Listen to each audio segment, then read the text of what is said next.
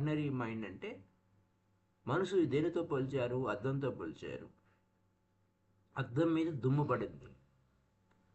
ఆ దుమ్ము పడటం వలన మనం అదే ఆర్డినరీ మైండ్గా ఆ డస్ట్ అక్యూములేట్ అవ్వటం వలన మనం ప్యూరిటీ అయితే ఏమి చెడిపోదు.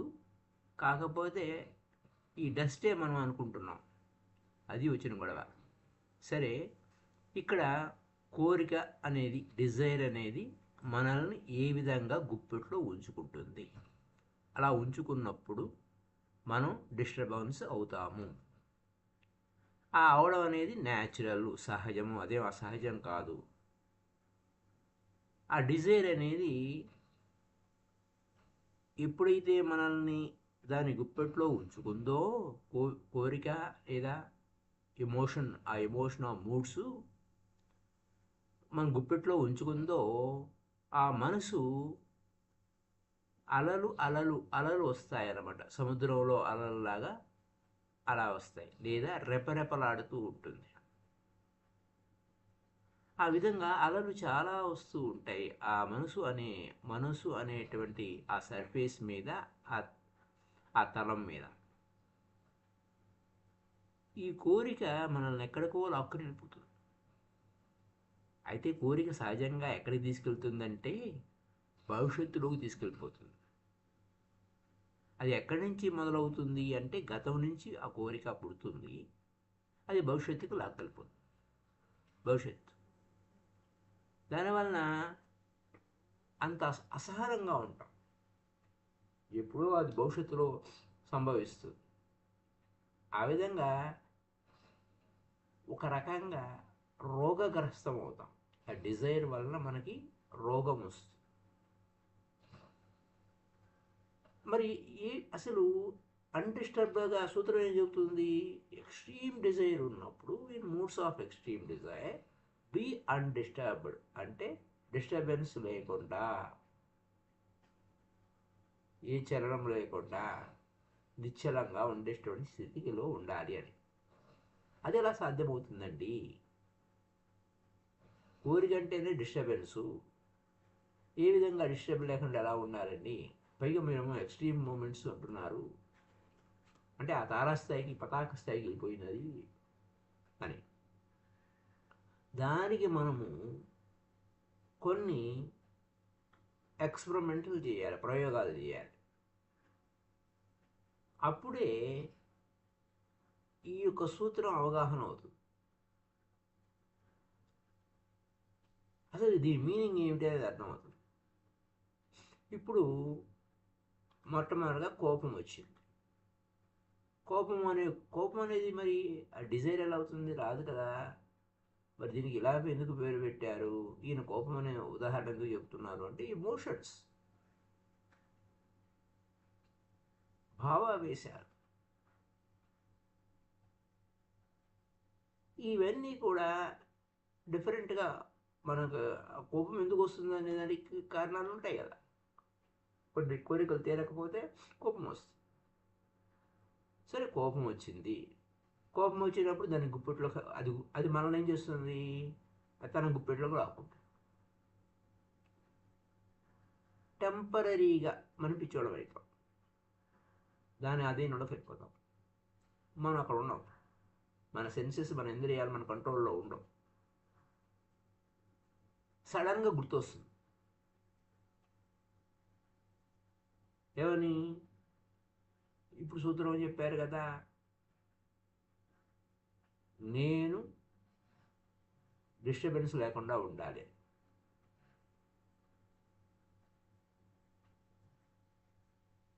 అంటే ఏంటి? లోపల నగ్నంగా ఉన్నావు.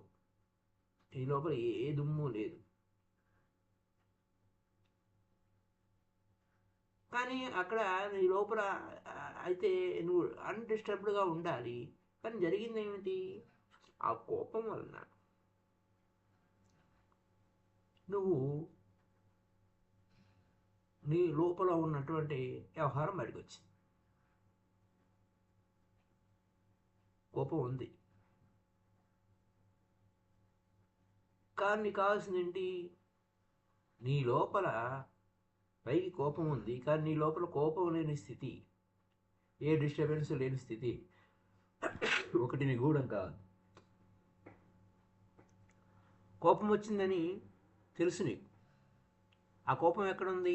బయట ఉంది. జ్వరం వచ్చింది, జ్వరం ఎక్కడ వస్తుంది? పైన శరీరం మీదే ఆ జ్వరం యొక్క సిమ్టమ్స్ కనపడతాయి. అక్కడ ఈ శరీరమే డిస్టర్బెన్స్ క్రియేట్ అవుతుంది. దాని వెనక మనం చూస్తాం, జ్వరం వచ్చిందని. ఈ జ్వరం వచ్చిందని చూసేవాడెవడు? లోపల ఏ డిస్టర్బెన్స్ లేనివాడు. అంచేత నువ్వు ఏ విధంగా ఉండాలి? సాక్షిగా ఉండాలి. వచ్చిన దానికి become a witness to it. అయితే ఇక్కడ ఏమవుతుంది? నువ్వు సాక్షిగా ఉంటే డిస్టర్బ్ కావు. డిస్టర్బ్ కాని ఇటువంటి ఆ స్థితి దేనిది? నీ ఒరిజినల్ మైండ్ది. అసలైన సిసలైన మనసు, స్వచ్ఛమైన మనసుది, శుద్ధమైన మనసుది, కలుషితం లేని మనసుది, నిష్కళంకం. ఒరిజినల్ మైండ్కి ఏ కలుషితం అంటుకోదు. అది ఎప్పుడు ఒరిజినల్గానే ఉంటుంది. కాకపోతే డస్ట్ పడటం వల్ల మనం ఐడెంటిఫై అవుతున్నాం. ఆ ఒరిజినల్ మైండ్ని మనం డిస్టర్బెన్స్ చేయలేము. అది ఎప్పటికీ డిస్టర్బ్ కాదు. మనం ఆ ఒరిజినల్ మైండ్ని ఎప్పుడు మనం చూడలేదు. బయట ఉన్న డస్ట్, దుమ్ము, ధూళి బయటకే మనం చూస్తూ ఉంటాం. బయటంతా దుమ్ము, ధూళే. కోపం వచ్చింది, ఆ కోపం బయటకు వచ్చింది. ఆ కోపము వచ్చినప్పుడు ఏం జరిగింది? ఆ కోపంతో ఐడెంటిఫై అవుతాం. నేను కోపంగా ఉన్నానంటాం.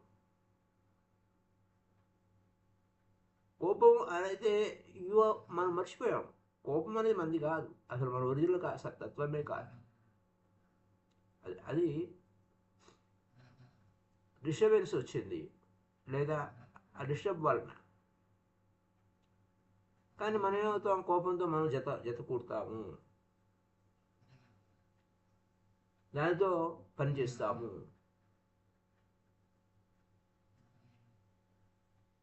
ఆ కోపంతో మన ఇంకో వేరే దాని మీద నటిస్తాము, మరి పనిచేస్తాము, ఇది చేస్తాం. ఇక్కడ రెండు పనులు జరుగుతాయి. ఆ కోపం వలన ఎన్ని పనులు జరుగుతున్నాయి? రెండు పనులు. కోపంతో మనం ఎవరి మీదైనా దౌర్జన్యం చేయొచ్చు. ఆ కోపం అనే ఆయుధంతో, ఆ వస్తువుతో ఇతరుల మీద వైలెన్స్ చేస్తాం. ఆ విధంగా ఎక్కడికి వెళ్ళాం మనం? రెండో పాయింట్లో ఆవల ఓటుకి వెళ్ళిపోయాడు, అవతల వైపుకి వెళ్ళిపోయాడు. కోపం అనేది ఈ just in between you and other. కోపం వచ్చింది, నువ్వున్నావు, కోపం మధ్యలో ఉంది, అవతల వైపు ఇతరులు బయట అవతల ఉన్నారు. ఇక్కడ నేనున్నాను, కోపం ఉంది, మీరు అక్కడ ఉన్నారు. ఇక్కడ నా చేతిలో ఏమొచ్చింది? ఆబ్జెక్ట్ ఆఫ్ మై యాంగర్, ఆ వస్తువు వచ్చింది, ఆయుధం వచ్చింది. ఆ కోపంతో నేను నా నుంచి మీ వద్దకు, మీ నుంచి నా వద్దకు రావచ్చు. నేను మీ వద్దకు వచ్చేస్తాను, కోపంతో ట్రావెల్ చేస్తాను. అప్పుడు నా కాన్షియస్ అంతా దేని మీద ఉంటుంది? నా యొక్క కేంద్రం. కాన్షియస్గా ఉండు అంటే ఏకాగ్రతతో ఉండు. నా ఏకాగ్రత అంతా నువ్వే ఆ కేంద్రము, my centre of consciousness. You become my centre of consciousness. నీ మీద నా కోపం వచ్చింది. అయితే దేనివలన నేను అలా అయ్యాను? నా దృష్టి అంతా మీ మీదే పడింది, మీ మీద నేను కోపం వచ్చింది అని. ఈ ఆబ్జెక్ట్ వల్ల నా ఫోకస్ ఏకాగ్రత చేస్తుంది, ఫోకస్ చేస్తుంది. ఎవరు నన్ను అవమానపరిచారు అని. ఈ విధంగా అవమానపరిచారు అనగానే అవతల దగ్గరికి వెళ్ళిపోతాం మనం కోపంతో. ఆ కోపంతోనే వెళ్తాం. ఇంకొక మార్గం ఇంకొకటి ఉంది. రెండు అన్నాం కదా, రెండు చేయొచ్చు. కోపంతో అవతలకి వెళ్తాం, కోపం అనే ఆయుధం పట్టుకొని నన్ను అవమానం చేశామని లోపలికి. ఇంకొక మార్గం ఏమి, నా లోపలికి నేను వెళ్ళటం. వాళ్ళ మీదకి వెళ్ళాం, వాడి వల్ల నాకు కోపం వచ్చిందని వాడి మీదకి వెళ్ళాం. మనం ఏం చేస్తాం, ఎవడు ఫీల్ అవుతున్నాడు నా లోపల, కోపం ఫీల్ అవుతున్నాడుగా, కోపం వచ్చేసింది కదా, ఎవడొచ్చాడు, ఎవడు వాడు, ఆ ఫీల్ అయ్యేవాడు ఎవడు అని లోపలికి వెళ్తాం, సబ్జెక్ట్లోకి వెళ్తాం. ఆ కోపం అనే ఆబ్జెక్ట్ని పట్టుకో, ఆ ఫీల్ అయ్యేవాడెవడు అని సబ్జెక్ట్లోకి వెళ్తావు, నీ స్వయంలోకి వెళ్తావు. అయితే సహజంగా జరిగే కార్యక్రమం ఏమైనా ఇది? సాధారణంగా మనం ఏంటి, ఆబ్జెక్ట్ వైపుకి వెళ్ళిపోతాం. అవతల వ్యక్తి కోపాన్ని పట్టుకుని ఎవడు నా వలన ఇలా చేసింది అని. ఇదంతా ఏంటి, మనసు మీద పడిన దుమ్ము, అది డిస్టర్బెన్స్. ఆ దుమ్ము రేగింది, డిస్టర్బెన్స్ అయింది. అప్పుడేమవుతుంది, ఆ దుమ్ము డిస్టర్బెన్స్ అవడం వల్ల నీ ఒరిజినల్ మైండ్ లేదు కదా, పైన దుమ్ము పడింది. అప్పుడు నువ్వు ఫీల్ అవుతావు, నేను డిస్టర్బెన్స్ ఫీల్ అయ్యారంటావు. అదే నీ లోపలికి వెళ్తే, నీ స్వయంలోకి వెళ్తే నువ్వు సాక్షిగా ఉంటావు. ఏమిటి ఈ డస్ట్ ఏమిటి అని, ఈ దుమ్ము ఎందుకు వచ్చి పడిందని సాక్షిగా ఉంటారు అంతే. ఓహో, ఈ యొక్క దుమ్ము ధూళి అక్యుములేట్ అయిన దాని నుంచే కోపం వస్తుంది. కోపం అనేది నీ సాధిస్తుంది కాదు.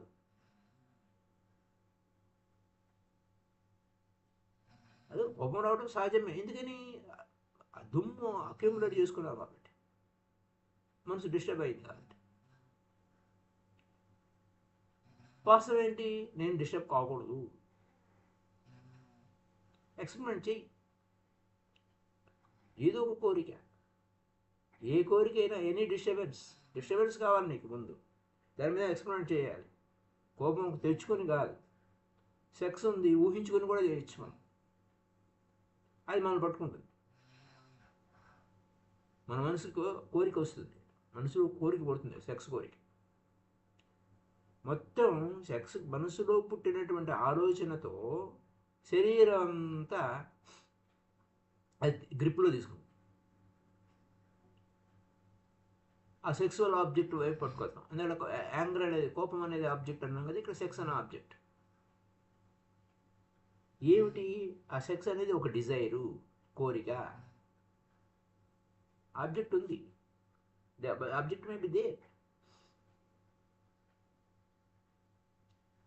అది ఆబ్జెక్ట్ ఉండొచ్చు, ఆబ్జెక్ట్ లేకపోవచ్చు, కానీ ఆలోచనతో గొడవ అయిపోతుంది. నీ ఇమాజినేషన్తో, నీ ఊహతోనే ఆ సెక్స్ పరంగా ఆలోచిస్తావు. ఇంకా disturbance, more and more disturbance తయారవుతుంది. అప్పుడు నీ కేంద్రం నుంచి నువ్వు దూరంగా వెళ్ళిపోతావు. ఇంకా డిస్టర్బెన్స్ ఇంకా పెరిగిపోతుంది. రియాలిటీ ఏమిటి, ఆ డిస్టర్బెన్స్ అనేది, డిస్టెన్స్ అండ్ డిస్టర్బెన్స్కి ఆ డిస్టెన్స్కి మధ్య ఒక, నువ్వెంత దూరం వెళ్ళావో అది అంత దూరం వస్తుంది. నువ్వు ఎక్కువ దూరం వెళ్తే అది ఎక్కువ దూరం జరిగిపోతావు. నీ కేంద్రం నుంచి నువ్వు ఎంత దూరం వెళ్తావో, నీ ఆలోచన ఎంత దూరం వెళ్తే అంత దూరం వెళ్తావు. నీ కేంద్రం నుంచి అంత దూరం వెళ్ళిపోతావు. ఇంకా డిస్టర్బెన్స్ పెరిగే కొద్దీ ఇంకా దూరం వెళ్తావు. అయితే నీ కేంద్రంలోకి నువ్వు వెళ్తే ఏం జరుగుద్ది, నీ కేంద్రంలో ఏం డిస్టర్బెన్స్ లేదు, ఒరిజినల్ మైండ్ ఉంది అక్కడ. నీ కేంద్రంలో నువ్వు ఉన్నావు, అక్కడ ఏ డిస్టర్బెన్స్ లేదు, ఏ గందరగోళం లేదు. తుఫాను వచ్చేసింది, కోపం అనే తుఫాను, సెక్స్ అనే తుఫాను. ఆ కేంద్రంలోకి వెళ్ళామనుకోండి, లోపలికి వెళ్ళామనుకోండి, అక్కడే డిస్టర్బెన్స్ లేదు, ఏ సుడిగుండం లేదు, ఏ అల్పపీడనం లేదు. ఆ సెంటర్లో నో సైక్లో.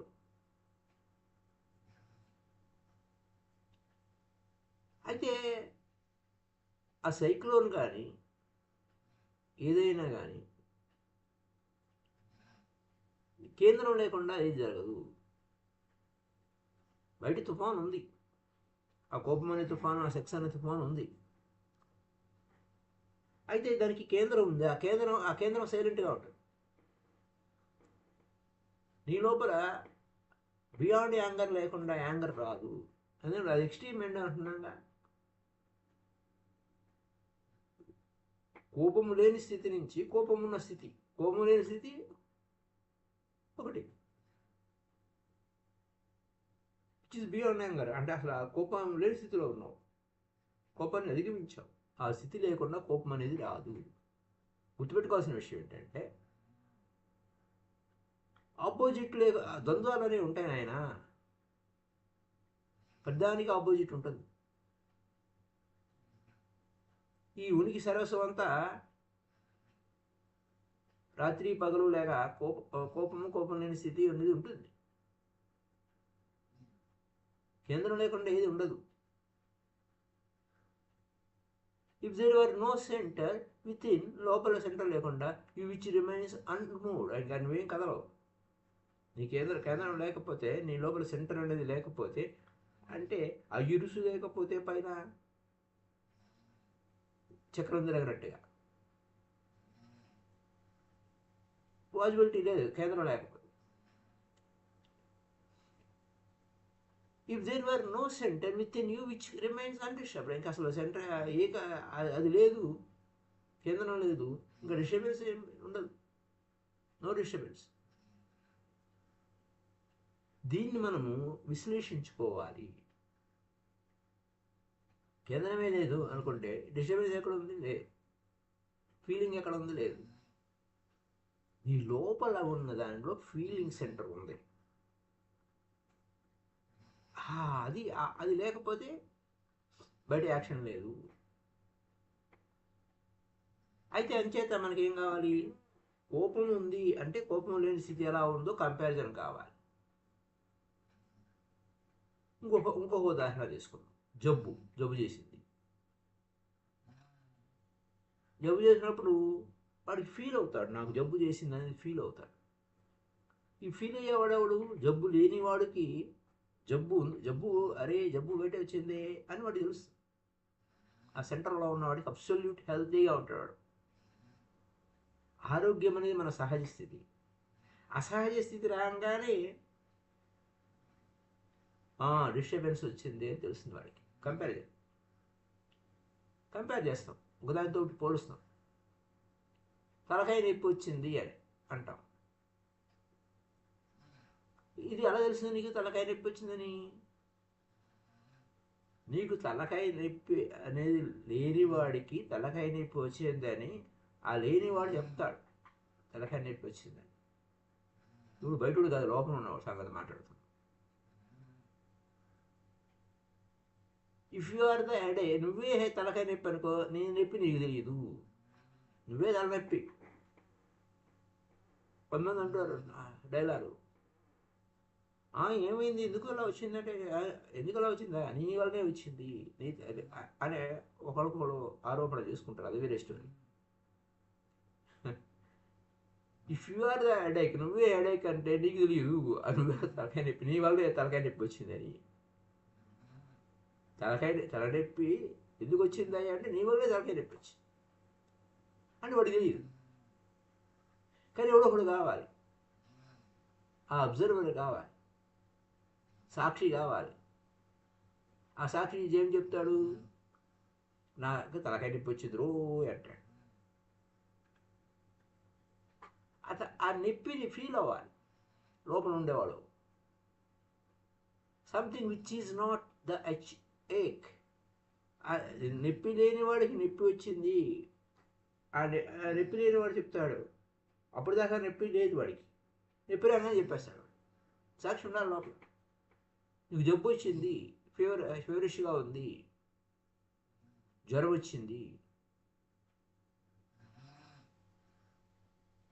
ఫీల్ అవుతావు. You can feel it. ఎందుకంటే నువ్వు జ్వరాన్ని కాదు, జ్వరం నువ్వు not the fever, you are not the fever, you are not headache. అప్పుడే నీకు తెలుస్తుంది నువ్వు తలకాయ నొప్పి కాదు, నువ్వు జ్వరం కాదు. కాబట్టి జ్వరానికి జ్వరం అని తెలియదు, తలకాయ నొప్పికి తలకాయ నొప్పి అని తెలియదు. అదనమాట. ఎవరో కూడా కావాలి బియాండ్ రెండింటికి, అదే అతీత స్థితికి వెళ్ళినాం.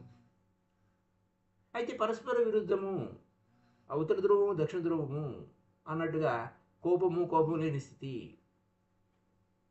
వెన్ యు ఆర్ నీ కోపంలో ఉన్నావు, కోపం నిన్ను పట్టుకుంది, ఫీల్ అయ్యావు కోపం ఉందని, అప్పుడు అన్డిస్టర్బ్ ఉన్నవాడు, ఆ విట్నెస్ సాక్షిగా ఉన్నవాడు చెప్తాడు, రే కోపం వచ్చిందిరా, నువ్వు ఫీల్ అయ్యావురా. ఆ పాయింట్ ఎంక నువ్వు చూడు, కోపంగా చూస్తావు, బయటలో చూస్తావు, లోపల ఉన్నవాడు సాక్షిగా ఉన్నవాడు ఎంక చూడు. అయితే నువ్వు బయట కాదు, ఇంకొకటి పాయింట్ ఉంది, లోపలికి చూసుకో. అది ప్యూరిటీగా ఉంది, స్వచ్ఛతగా ఉంది, స్వచ్ఛాతి స్వచ్ఛమైంది, ఎప్పుడూ స్వచ్ఛంగానే ఉంటుంది. అది ఎక్కడున్న విషయం. సూత్రం ఏం చెప్తుంది? In moods of extreme desire, ఆ కోపము, ఆ కోరిక అన్ని కలిపి ఒకటే చెప్పారు, ఎమోషన్స్ అని కలిపి. ఆ మూడ్స్, రకరకాల మూడ్స్ ఉన్నాయి, అవి ఎక్స్ట్రీమ్గా వెళ్ళిపోయినాయి అనుకోండి, ఆ కోరికలాగా ఎక్స్ట్రీమ్గా వెళ్ళిపోయినాయి, ఆవులు ఒడ్డుకి వెళ్ళిపోయినాయి. అంత తారాస్థాయికి వెళ్ళినా నువ్వు డిస్టర్బెన్స్ లేకుండా అన్డిస్టర్బ్డ్గా ఉండు అని. నువ్వు ఏం చేస్తావు నాయన ఈ సూత్రానికి? ఈ కోపంగా ఉంది, లేకపోతే సెక్స్ ఉంది, లేదా కోపం ఉంది, ఇవన్నీ ఎమోషన్సే కదా, భావావేశాలు. వాటిని అణిచిపెట్టకూడదు. కోపాన్ని అణిచివేయండి అని చెప్పదు. అదేం చెబుతుంది? నువ్వు డిస్టర్బ్ కావద్దు అంటే. నువ్వు అణిచివేస్తే ఏమవుతుంది? ఇంకా డిస్టర్బెన్స్ పెరిగిపోతుంది. అణిచివేత వలన కోపం ఇంకా పెరిగిపోతుంది.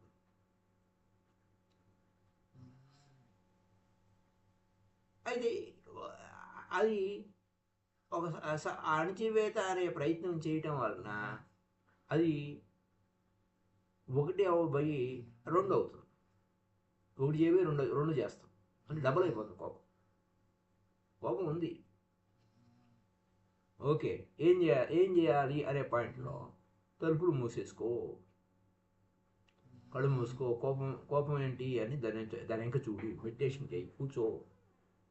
కోపం ఉందిలే కానీ మెడిటేషన్ చెయ్యి, తలుపులు మూసుకో, క్లోజ్ యువర్ డోర్స్. ఆ కోపం వచ్చింది ఏమనద్దు, దాన్ని అణిచివేయద్దు, దాని వెనక చూస్తూ ఉండు, ఏ డిస్టర్బెన్స్ లేక. అణిచివేయడం ఈజీగానే ఉంటుంది, కోపాన్ని అణిచివేయటం ఈజీగానే ఉంటుంది, కోపాన్ని వ్యక్తపరచడం కూడా ఈజీగానే ఉంటుంది. మనం ఏదో ఒకటి చేస్తాం, లేదా రెండు చేస్తాం.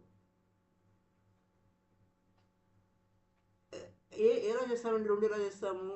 అవకాశం ఉంటే సిచ్యువేషన్ బట్టి అవకాశం ఉంది, దాన్ని వ్యక్తీకరిస్తాం కన్వీనెంట్గా ఉంటే. మనకు ప్రమాదం లేకపోతే కోపాన్ని ప్రదర్శిస్తాం. ప్రమాదం ఉంది, కోపాన్ని అణిచివేస్తాం. అదే కోపం వలన నాకు హాని జరుగుతుంది, ప్రమాదం వస్తుంది అంటే అణిచివేస్తాం. కోపాన్ని ప్రదర్శించడం వలన ఏం నష్టం లేదులే అని కోపాన్ని ప్రదర్శించే సమయాలు ఉంటాయి. అది మనకు తెలుసు. ఉదాహరణకి మనం ఒక చోట ఉద్యోగం చేస్తున్నాం, ఆఫీస్లో ఉద్యోగం చేస్తున్నాం, బాస్ ఉంటాడు, వాడి మీద మనకు కోపం వచ్చి కోపాన్ని ప్రదర్శించామనుకోండి, పెద్ద ప్రమాదం వస్తుంది. ఎందుకంటే యాంగ్రీ అది మోర్ స్ట్రాంగ్గా ఉంది. కానీ ఏం చేయాలి మనం? ఎంత కోపం, ఎంత పెద్ద కోపం వచ్చినా సప్రెస్ చేస్తాము, అణిచివేస్తాము. అది ఈ అణిచివేయడం కానీ, లేదంటే ఆ కోపాన్ని ప్రదర్శించడం కానీ, ప్రదర్శించడం నాటకం కాదులే కానీ కోపాన్ని ఎక్స్ప్రెస్ చేయటంలో కానీ ఈజీగా ఉంటుంది. సాక్షిగా ఉండటం కష్టం.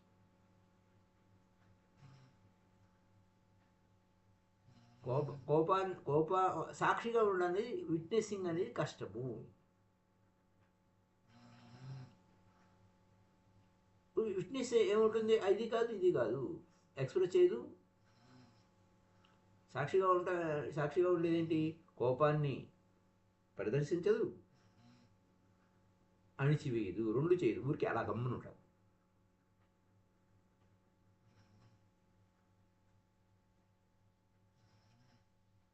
ఎందుకంటే అది ఎక్స్ప్రెషన్ కాదు, సాక్షిగా ఉంటాం అంతే. ఊరికే చూస్తూ ఉంటుంది అంతే.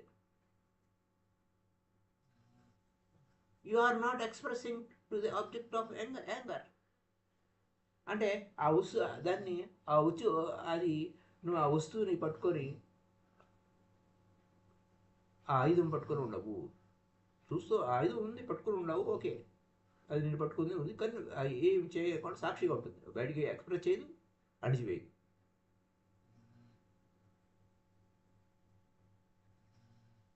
అణిచివేయదు, కోపాన్ని అణిచివేయదు, వ్యక్తీకరించదు, సాక్షిగా ఉండేది. మనం ఏం చేస్తాము? ఎక్స్ప్రెస్ చేస్తాము. You are allowing it to be expressed. అయితే ఎలా ఎక్స్ప్రెస్ చేయాలి? బయట ఎక్స్ప్రెస్ చేయకూడదు, శూన్యంగా ఎక్స్ప్రెస్ చేయాలి. అంచేత ధ్యానంలో కూర్చో. అయితే ఆ శూన్యంలో ఎక్స్ప్రెస్ చేయాలి. ఎవరు ఉండకూడదు, అవతల ఎవరు ఉండకూడదు, ఎవరు ఇంకా ఏం లేదు. శూన్యంలో చేయాలంటే ఉదాహరణ, అద్దం ముందు నుంచో. అద్దం ముందు నీ బొమ్మ కనపడుతుంది, కోపంగా ఉన్న నీ విగ్రహం కనపడుతుంది, నువ్వు ఒక్కడే ఉన్నావు. దీని మీద ప్రయోగం చేయి. నువ్వేం చేయాలంటే అది చేసేయి. కోపంలో శూన్యంతో ఎవరైనా కొట్టాలనుకున్నావా? ఆ గాల్లోనే పంచింగ్ చెయ్యి. కోపంతో కోపంగా వచ్చింది, కోరిక వచ్చింది కదా, ఓకే, కోపంగా ఉండు, అరవాలన్నా అరు, కానీ ఒంటరిగా చెయ్యి. ఎవరు ఉండకూడదు అక్కడ. గుర్తుపెట్టుకోవాల్సిన విషయం, నువ్వే అన్ని చూడాలి, నువ్వే సాక్షి. అదే డ్రామా అంతా నువ్వే చూడాలి. అందుకోసం అద్దం ముందు ఉంచోమని చెప్పేది. ఈ సైకో డ్రామా.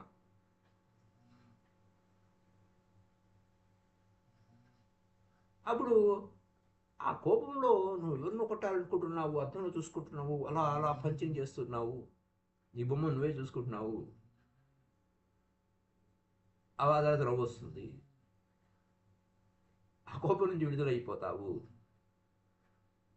అప్పుడు దాని కడుపులో నొప్పి వచ్చింది, నొప్పి వచ్చేది ఆ నొప్పితో బాధపడుతున్నావు, మోషన్కి వెళ్ళావు, ఫ్రీ అయిపోతావు. అలాగా ఈ విధంగా కోపం నుంచి ఫ్రీ అయిపోతావు, రిలీవ్ అయిపోతావు. రిలీవ్ అవడమే కాదు, దాని ద్వారా నువ్వు ఒక లాభం పొందుతావు, పరిణితి చెందుతావు, మెచ్యూరిటీ వస్తుంది నీలో, నువ్వు ఎదుగుతావు.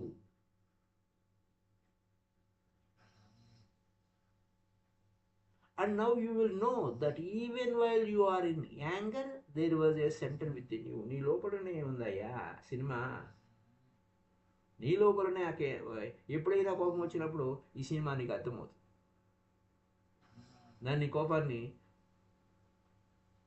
స్పాంటేనియస్గా అక్కడే చూస్తావు. ముందు నీ కేంద్రము, ఆ ముసుగులో ఉన్న కేంద్రాన్ని బయటికి తీయడానికి ఈ ముసుగు తీసే కార్యక్రమం. ముసుగులో ఉన్న శివుడు పసుగు ఉన్నాడు కదా. కాదు, నువ్వు ట్రై చేయి ఈ ప్రయోగాన్ని. అది ఈ విధంగా చేయటం వల్ల ఏమవుతుంది? More and more easy uncover in desire. ఆ డిజైర్స్ని అన్కవర్ చేయొచ్చు. అంచేత తంత్ర అనేది ఎప్పుడు కూడా కోరికకు ఎగనెస్ట్గా ఉండదు. ఓకే, కోరిక వచ్చింది, ఆ కోరికలో ఉండు. అయితే ఎక్కడ ఉండాలి నువ్వు?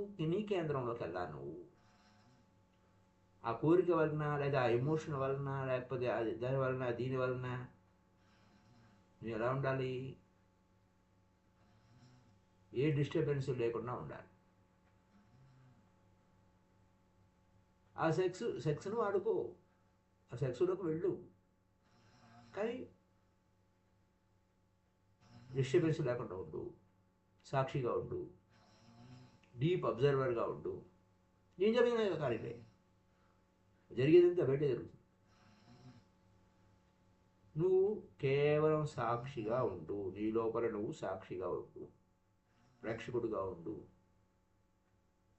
ఇదనమాట ఈ టెక్నిక్ని. Useful, it is technique can be very useful. చాలా బాగా ఉపయోగించుకోవచ్చు ఈ టెక్నిక్ని. చాలా బెనిఫిట్ వస్తుంది దాని ద్వారా. అయితే అది కష్టం. నువ్వు డిస్టర్బెన్స్లో ఉన్నావు అనుకోండి, అన్నీ మర్చిపోతావు. నువ్వు డిస్టర్బెన్స్లో పడిపోయావు అనుకోండి, ఇంకా నీకేం గుర్తుండదు.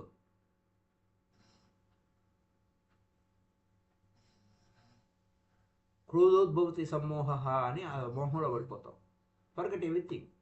సమ్మోహాత్ స్మృతి భ్రంశ, ఈ సూత్రాలన్నీ మర్చిపోతావు. అరే, కోపం వచ్చినప్పుడు, ఆ డిస్టర్బెన్స్ వచ్చినప్పుడు నేను మెడిటేషన్ చేయాలి కదా, దాని వెనక చూడాలి కదా అన్న విషయం మర్చిపోతావు. అయితే ఇంకో విధంగా ట్రై చేయి. ఎప్పుడూ కోపం వచ్చినప్పుడు ఈ ప్రయోగం చేయాలి, ఆ డిస్టర్బెన్స్ వచ్చినప్పుడు ఈ ప్రయోగం చేయాలని కాకుండా, నువ్వే ముందే సిచ్యువేషన్ క్రియేట్ చేసుకో. కోపం వచ్చినప్పుడు చూద్దామని అని కాదు, తలుపులు మూసేసుకో. గతంలో నీకు కోపం తెచ్చినప్పుడు ఎవడో గుర్తు తెచ్చుకో. నీకు పిచ్చి పట్టే అంత కోపం తెచ్చినవాడు ఎవడో ఒకడు ఉంటాడు, వాడిని గుర్తు తెచ్చుకో. మళ్ళీ డ్రామాని రిహార్సల్ చెయ్యి. తలుపులు మూసుకోవాలి. వీళ్ళ ముందు వాళ్ళకి వీళ్ళకి చెప్పుకోవడం కాదు. తలుపులు గట్టిగా మూసేసుకొని మళ్ళా రీప్లే చెయ్యి డ్రామాని. మళ్ళీ చూసుకో, మళ్ళీ దాన్ని యాక్ట్ చెయ్యి. అది ఈజీ కదా. ఎవడో కోపం తెప్పించినప్పుడు ఈ సూత్రం గుర్తుంటుందా? గుర్తుండదు. క్రోధోద్భవతి సమ్మోహ. క్రోధం వల్ల ఏమవుతుంది? సమ్మోహంలో పడిపోతావు, నిన్ను మర్చిపోతావు. సమ్మోహాత్ స్మృతి భ్రంశ. కృష్ణుడు భగవద్గీతలో అదేగా చెప్పింది. ఈ జ్ఞాపకాలను, ఈ సూత్రాలను మర్చిపోతావు. స్మృతి భ్రంశాత్ బుద్ధి నాశ. ఆ సూత్రాలు మర్చిపోయిన నీ బుద్ధి నాశనం. బుద్ధి నాశాత్ ప్రణశ్యతి. బుద్ధి నాశనం సావు. ఇంకా వేరే సావు కాదు. నీ బుద్ధి మృదులో కలిపోయింది. అది అక్కడ దాకా ఎందుకయ్యా, ముందే తెచ్చేసుకోవచ్చు. చూసే తలుపులన్నీ మూసే, ఎవరు చూడొద్దు, నువ్వే సాక్షి. మళ్ళీ డ్రామాని రీయాక్ట్ చెయ్యి, మళ్ళీ చెయ్యి. Do it again.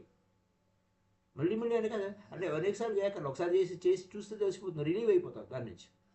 బాగా you do not just remember it, relieve it. ఆ కోపం వచ్చినప్పుడు ఆ కోపాన్ని మళ్ళీ గుర్తు చేసుకొని దాన్ని ఇంకా పెనిట్రేట్ చేయమని చెప్పడం, ఇంకా రోజు గుచ్చుకోమని చెప్పడం. ఎవడో అవమానించాడు అండ్ అప్పుడు ఏ విధంగా ఉన్నావు and what was said and how you react. వాడు ఏమన్నాడు, నువ్వేం రియాక్ట్ అయ్యావు. రియాక్ట్ అగైన్, రీప్లే చెయ్యి, ఆ డ్రామాని రీప్లే చెయ్యి. ఒంటరిగా కూర్చో, తలుపులు మూసుకో. ఎందుకంటే మైండ్ అనేది రీప్లే బటన్. మైండ్ అనేది టైప్ రికార్డర్ లాంటిది. ఇది సైంటిఫిక్ ఫ్యాక్ట్, ఇది ఊరికి చెప్పుకునే వ్యవహారం కాదు. మెమరీ సెంటర్ ఉంటుంది నీ లోపల. ఆ మెమరీ సెంటర్లో జ్ఞాపక శక్తి అనేదానికి ఏమవుతుంది, ఆ ఎలక్ట్రోడ్స్ ఉంటాయి లోపల, రీప్లే అవుతాయి. ఒకసారి కోపం వచ్చింది, ఆ ఇన్సిడెంట్ రికార్డ్ అయిపోద్ది. మళ్ళీ ఏ విధంగా కోపం వచ్చిందో మళ్ళీ అదే సీక్వెన్స్ మళ్ళీ సందర్భం గుర్తుకు చేసినప్పుడు మళ్ళీ అది జరుగుతుంది. నీ లోపల ఆ బ్రెయిన్ లోపల ఉన్నాయి అన్నీ, ఎలక్ట్రాన్స్ న్యూట్రాన్స్ అన్నట్టుగా. అక్కడ బ్రెయిన్లో న్యూరాన్స్ అంటారు వాటి, ఈయన ఎలక్ట్రోడ్ అంటున్నాడు. అది చేత అక్కడ ఏమవుతుంది, రీప్లే అవుతుంది. మరి అదే ఫీలింగ్ వచ్చేస్తుంది. అంటే కళ్ళు ఎలా ఎలా ఎర్రగా అయిపోతాయి, శరీరం ఆ కోపంతో ఊగిపోతావు. ఇదంతా అర్థంలో చూసుకో, జలుబు చేసినట్టు అనిపిస్తుంది ఆ డ్రామాని. ఎప్పుడైతే ఇంకా మనము ఆ రీప్లే బటన్ మళ్ళీ నొక్కేవరకు, స్టాప్ బటన్ నొక్కేవరకు ఆగిపోయింది.